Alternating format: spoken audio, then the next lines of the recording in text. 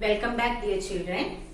Now we will move to the next topic, anti-clockwise moment and clockwise moment. Okay, so we know what is moment of force or torque, the turning effect of force, or one more definition we can say, moment of force or torque is defined as the product of magnitude of the applied force and perpendicular distance of the line of action of force from the axis of rotation. So, I just made the equation to calculate torque into a statement. Okay. So, two definitions are there for torque. Turning effect or the product of force and perpendicular distance. Now, by applying force on a body which is pivoted at a point, a turning effect will be produced, and if the turning effect is in the anti-clockwise direction, we will call it as anti-clockwise moment. Okay, anti-clockwise moment. I think you know what is clockwise and anti-clockwise direction. So what is the difference between clockwise and anti-clockwise? Here, how, in which direction the needle of the clock moves, isn't it? So, actually the needle of the clock moves in this direction. So, this is known as clockwise direction and this is known as anti-clockwise. The direction in which the needle of the clock moves, that is clockwise, and the opposite one is anti-clockwise. So, by exerting force on a body, pivoted body, if it moves in the anti-clockwise direction, we will call it as anti-clockwise moment. And this anti-clockwise moment is always considered as positive. Okay? Anti-clockwise moment is always considered as positive and its direction will be always outward the axis. Okay? Outwards, that is its rotation will be outwards. Now, by applying force on a pivoted body, if the body turns in the clockwise direction, we will call it as clockwise moment, and this is taken as negative. Okay, so positive and negative sign should be there to remember when we are doing the numericals. So anti-clockwise means it is positive, clockwise means it is negative, and here the direction will be inward. Okay, that is also an important point, that is the direction of anti-clockwise moment is along the axis of rotation outward, and the direction of the clockwise moment is along the axis of rotation inward. So three things you should keep in mind. If the body rotates in the anti-clockwise direction, that is anti-clockwise moment, it is always considered as positive and it will be in the outward direction. If the body turns in the clockwise direction, it is clockwise moment, it is taken as negative and it will be in the inward direction. Okay. Now, the next one, how can we change the direction of rotation of a body?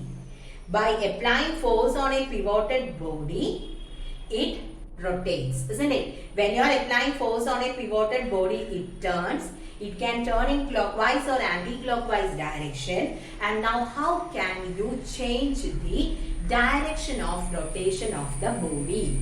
So for this, now I am considering a circular disc. Okay, a circular disc, and let this be the axis. That means it turns about this axis. Okay. Now, if I exert force in this direction, in which direction will it turn?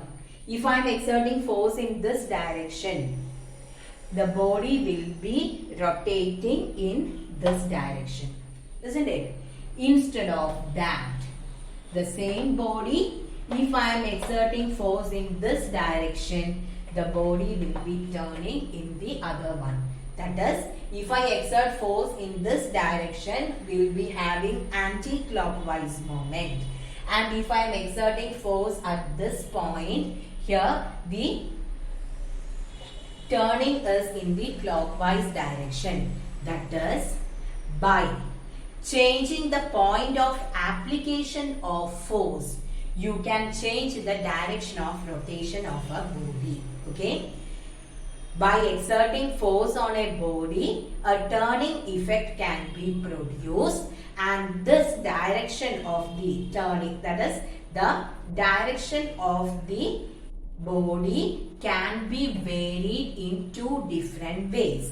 First one is by changing the point of application of force. So, if I am applying force on this portion of the body will turn in the anti-clockwise direction. This direction is in the upward one, no? In this direction, that is against the movement of the clocks, needle of the clock. But in this case, if I am exerting force at this point, at the top point, what happens? It moves or rotates in downwards. That means in the clockwise direction. Okay. So that is the first point. By changing the point of application of force, you can change the direction of rotation of the body. Now, the next one is by changing the direction of application of force. A simple example is in the case of a steering wheel. So when you are holding the steering wheel, if we are exerting force in the downward direction, okay, if you are exerting force in the downward direction, in which direction will the steering wheel turn? It turns. Here if I am applying downward motion, force in the downward direction, it moves in the upward direction, isn't it? And if I am turning in this direction, in the clockwise direction, means this side will be moving in the opposite direction. I'll show you. So here I am considering the two circular objects. Okay, let this be the axle. We will be having the axle here. Here also, just the axle. Okay. Now, if I exert force here, consider this as a steering wheel. If I am exerting force here, so by exerting force here, in which direction will it rotate? It will be rotating in the opposite direction, isn't it? It will be rotating like this. That is in the anti-clockwise direction. Now, instead of this, if I am exerting force like this, then it will be moving in this direction. Okay. So, what can you infer from this? The direction of motion of a body can be varied by varying the direction of application of force. If force is exerted in this direction, if you are exerting force in this direction, the object will be moving in the anti-clockwise direction. If I am exerting force in this direction, the body will be moving in the clockwise direction. So this can be considered as a steering wheel. So in the first part, I am applying force using my right hand in the upward direction. So the steering wheel will be undergoing anti-clockwise moment.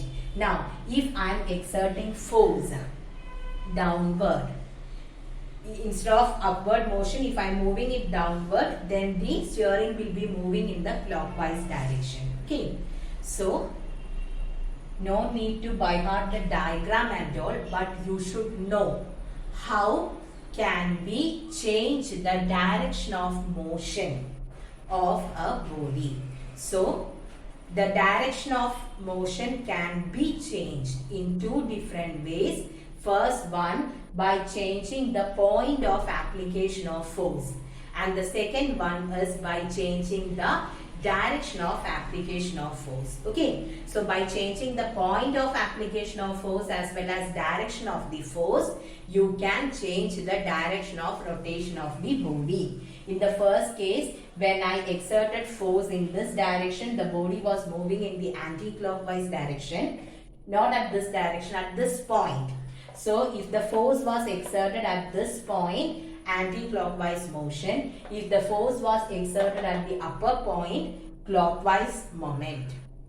Now here I have changed the direction of application of force. If the force is applied in the upward direction, the rotation is in the anti-clockwise direction. In the second case, I have applied force in the clockwise direction, so the body will be rotating in the clockwise direction. Okay, so is it clear about clockwise, anti-clockwise moments plus the how can you change the direction of rotation? Okay, now the next is many examples. Okay, we have many examples in order to explain torque.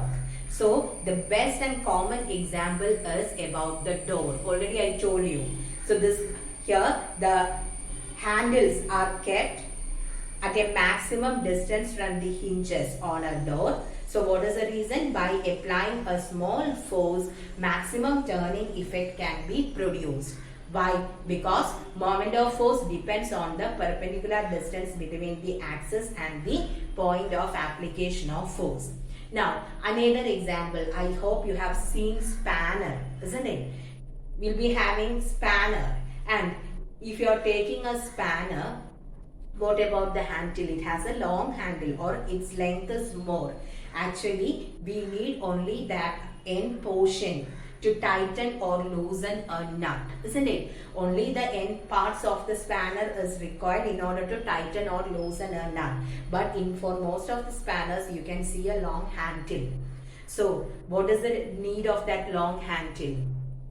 If the distance between the point and where will we hold it? Here, let this part, in this part we will be having the opening of the spanner to tighten or loosen the nut, but you won't hold the spanner here and tighten or loosen the nut. You will be holding it at a maximum distance from the opening part, isn't it? Why? From the mouth of, you will be holding the spanner at a maximum distance from the mouth of it. The reason is if the distance between, this is the axis of rotation and here we have the point of application of force. If the distance between the axis and point of application of force increases with less force, maximum turning effect can be produced. Now, hand floor grinder. Okay, in the case of hand floor grinder, we'll be having a long handle.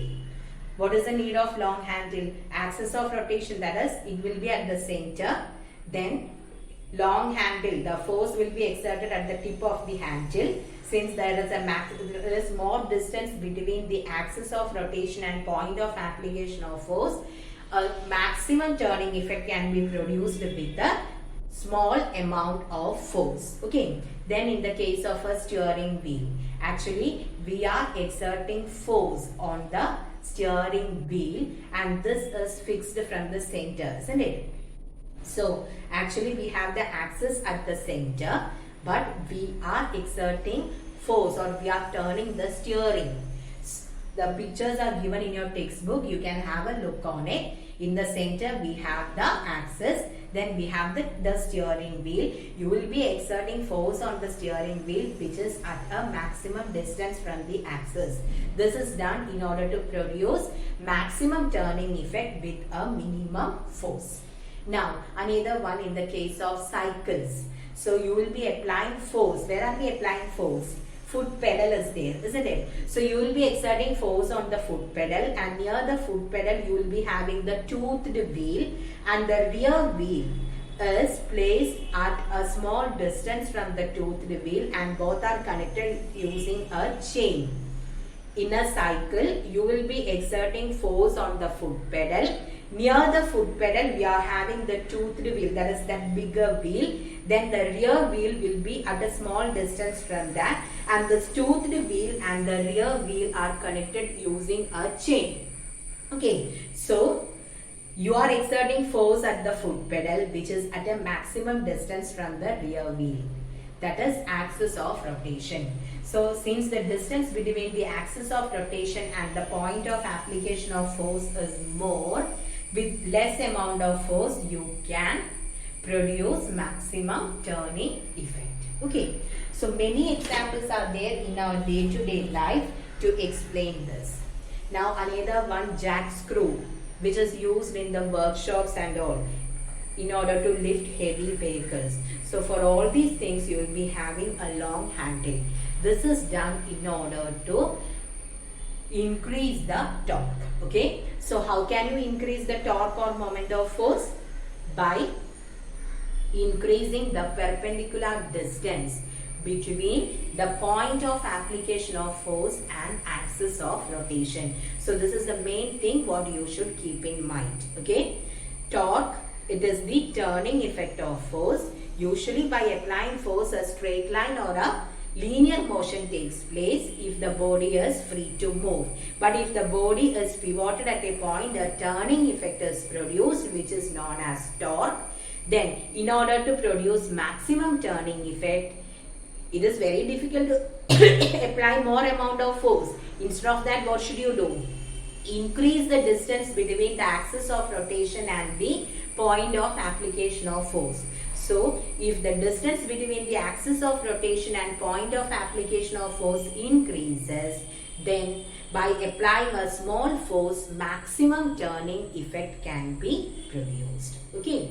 So, hope it is clear. Thank you.